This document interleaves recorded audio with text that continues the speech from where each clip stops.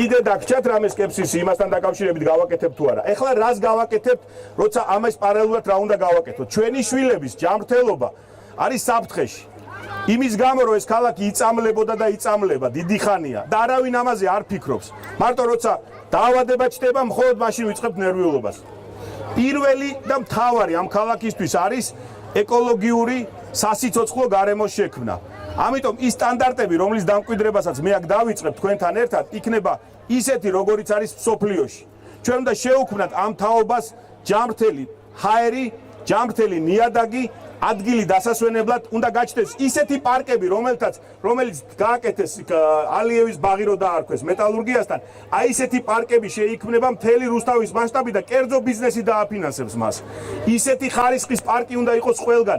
რა უბედურებაა 50 წელია, რაც აქ ცხოვრობდი 21 სკოლაში მე თვითონ მუსიკაზე დავდიოდი, პატარა რო ვიყავი ამხელა. ისეთივეა, როგორც იყო მაშინ დატოვებული. ისევ გადაბალახებული, არაფერი არ ხდება, მიტოვებული, მიგდებული. ეს რო იყოს უკაცრავად და ლეონიძის ქუჩა ახლა სამრეცხაოს გახსნდნენ. მეტი ფანტაზია არა აქვს ამ ქალაქში. რომ სამრეცხაოები უნდა გავაკეთოთ ქუჩისპირას, არა.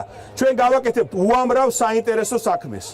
ჩვენ მოგცემთ ისეთ სამუშაოს, ისეთ ადგილებზე, ისეთ მოულოდნელზე, რომ დღეს თქვენ წარმოდგენაც არ აქვს, რომ ესეთ შეიძლება ყოფილიყო. იმიტომ რომ არა გონია თქვენ რომ მარტო სამრეცხაოშია ფული, იმიტომ რომ ის რაღაც მანქანების ბაზრობის იმებს გაურეცხოთ მანქანა, მაქსიმუმ კიდე რა არის აქ გაყოლებაზე. სხვა არაფერი ჩვენ არ შეგვიძლია. როგორ არ შეგვიძლია საქართველოს ჩვენზეც იდგა. ჩვენ ვქმნით ამ პოტენციალს და ჩვენ შევქმნით ამ პოტენციალს.